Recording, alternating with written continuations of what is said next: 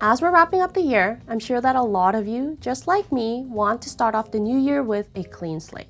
And what that means for my closet is it's time for a purge. A closet purge is a great way to feel cleansed and refreshed, but the struggle that I face with a lot of tips out there on purging your closet is that with such a huge focus on minimalism and slow fashion these days, a lot of these tips are centered around getting rid of items. And while I am a huge fan of minimalism in other aspects of life, when it comes to fashion, what I want to wear is not just about what I need, it's also about what I want. That's why I've always found initiatives like Project 333 to be a little too restrictive and limiting. I mean, yes, I know that I only need 33 items to dress myself for the next 3 months, but fashion is more than that for me. So this time around, I want to try things a little differently, and I've created my own set of rules on how to declutter your closet without feeling like you're not leaving enough choices.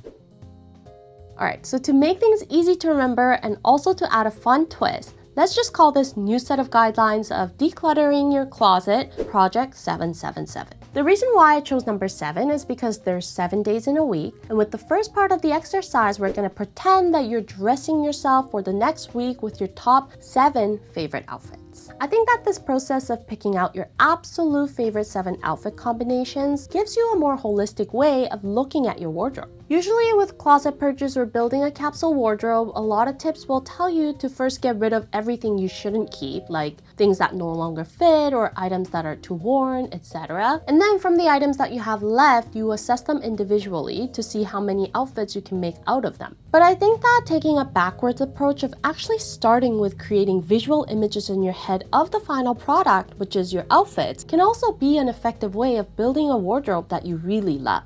I mean, of course, it's great to have a shirt you can utilize for 5 different outfits, but for me, as long as I can make one really good outfit that I absolutely love and feel great in, then it doesn't really matter how many times I can reuse the item for different outfits. To me, all of the items that make up my favorite outfit belong in my closet regardless of how versatile the individual pieces are, because I'm not going to have to think twice about what I'm going to pair the items with. I already have a go-to outfit planned out in my head. Now, thinking this way might lead you to come up with a lot of outfit ideas and give you a lot of reasons to keep everything, which is why it's important to narrow it down to your favorite 7 outfit combinations. We're not literally saying on Mondays I can only wear this outfit and on Tuesdays I can only wear that.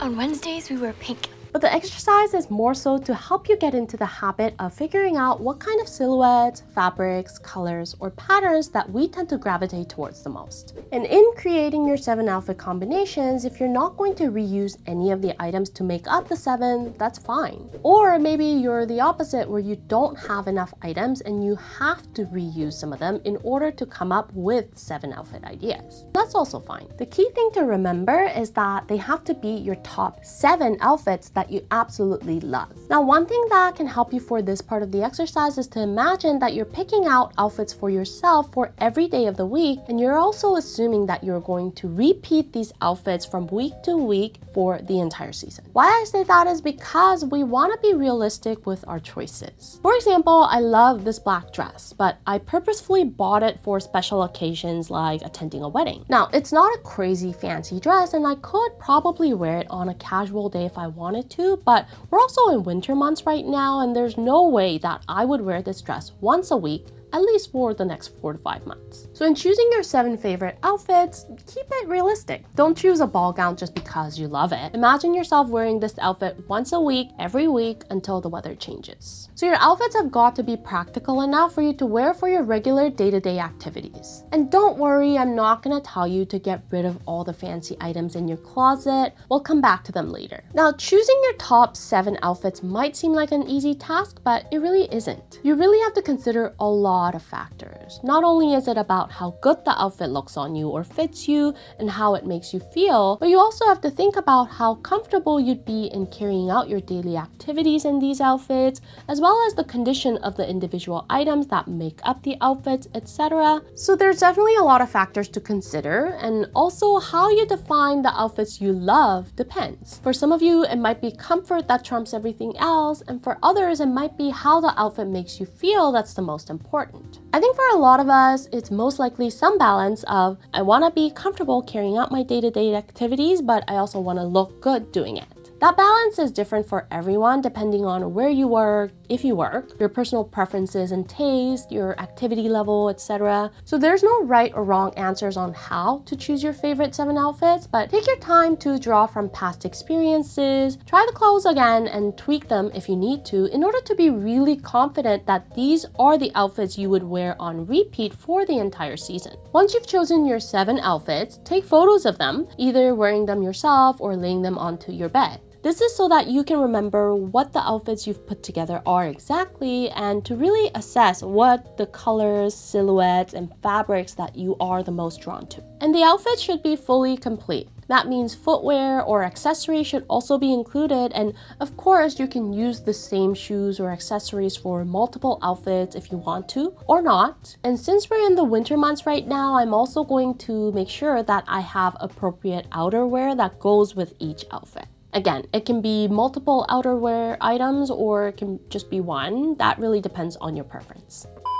Now that you've decided on your 7 favorite outfits, your next step is to pick out 7 items that you can use to change up your outfits. Now, this is a step where you get to pick out the most versatile items in your closet. With your 7 outfit combinations, you have a clear picture of the styles that you wouldn't mind repeating over and over again. So which components of those outfits can you swap out with whatever you have left in your closet? This is where that well-fitting plain white t-shirt will come in handy if you don't already have it picked out in your top 7 outfits, or if you already have a white t-shirt within the 7 outfit combinations, maybe you want to pick a nice silk camisole or a button-down blouse that can easily replace the t-shirt in your outfit. And you don't have to restrict these items to your tops. They can be your bottoms too. Maybe you have 2 pairs of trousers with a similar fit but different colors that you can easily swap out for one another in one of the outfits you picked out. Again, the reason why we're using number 7 is to make it easy to remember, but also to prevent yourself from trying to keep everything. Remember that the key component we're looking for in this step is versatility. If we imagine ourselves wearing these 7 outfits we've picked out week over week, then how do we add more variety and incorporate more of our personal flair to these outfits so that they don't feel too boring or too repetitive? So think carefully and pick out the 7 items from what's remaining in your closet.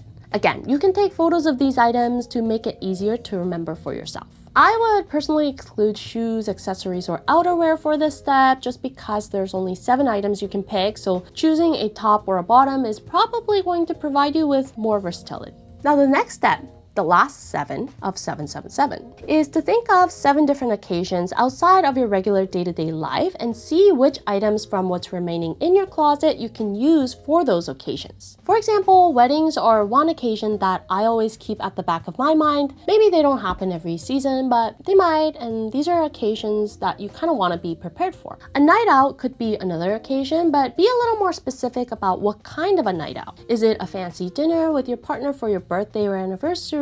Are you going out to a party and you expect to be dancing? Are you going to a concert?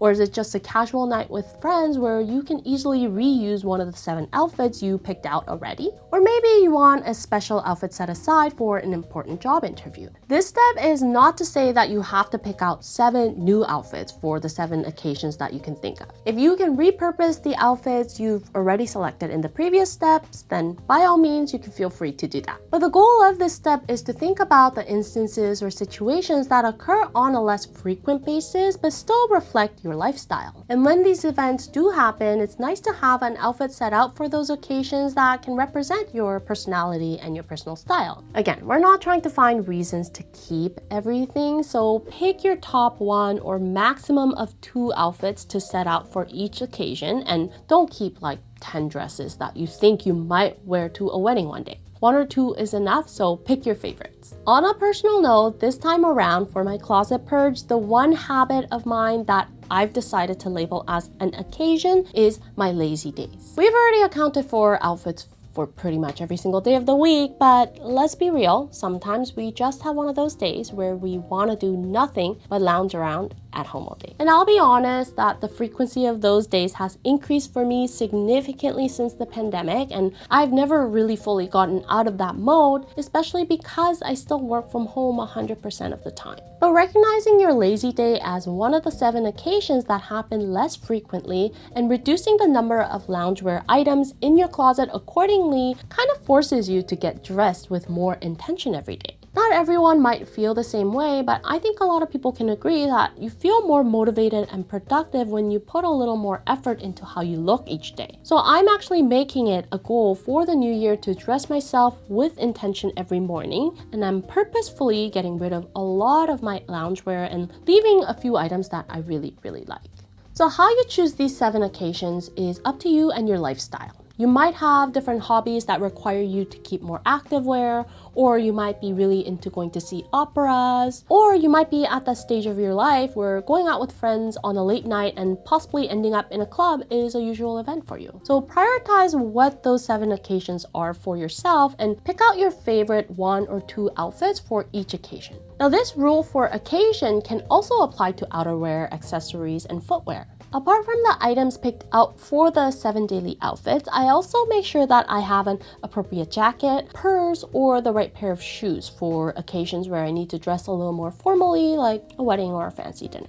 Again, you don't need more than 1 or 2 of these items for each of the occasions, so don't use this as an excuse to keep everything. Try to be as objective as possible and keep your favorites. I don't know about you, but coming up with 7 separate occasions was actually more difficult than I thought. Maybe I have a really boring life, but here are the 7 occasions that I came up with. The last one I wrote down because I live in Vancouver where it does rain quite a bit, especially in the winter, but it doesn't pour every single day. When it does though, I still have to go out because I have a dog, so I like keeping a pair of long rain boots for those heavy rainy days. And snow only really happens a few times a season, although it has been a little more frequent in the last few years, so I'm kind of combining the pouring rain and snow as one event or occasion that happens less frequently where I live.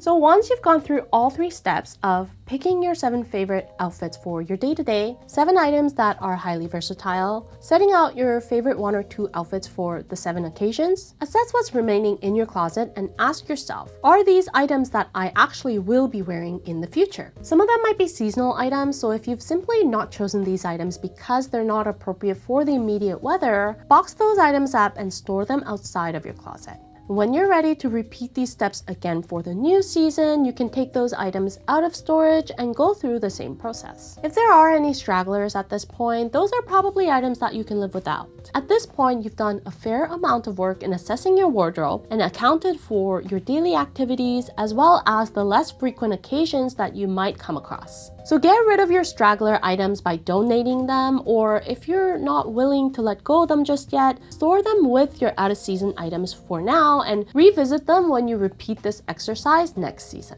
Now, in this whole process, you might come across a situation where you don't have the right pair of shoes for a certain occasion, or maybe the accessories you've set out for your daily outfits are a little too repetitive. I think these are good points that provide you with a valid reason to go out and purchase something. Like I said, at this point, you've done a fair assessment of your wardrobe, so if you feel like you're really missing something from your closet, you're probably being quite honest with yourself. And this is not me encouraging you to go out and buy a new dress for some wedding that might or might not happen in the near future. It's probably wise for you to wait until a solid plan is made before actually feeling the need to buy something immediately. But when the situation arises, this exercise will have already given you a really good idea of what you currently have and what you actually want or need for a specific reason, and also what kind of styles you're drawn towards the most based on the outfits you've selected as your top choices. I'm actually a strong believer that no one ever has the perfect closet because things change. Our bodies, the trends, our tastes and preferences, our lifestyle. So consider the items in your closet as things that are more or less fluid, and your wardrobe is something that will be constantly changing and developing with you, just as your personal style does over time. So don't feel the need or the pressure to curate that perfect closet because it doesn't exist. I hope you found this video helpful, and I wish everyone a happy new year. I'll see you in 2024, and until then, stay unique and stay gorgeous.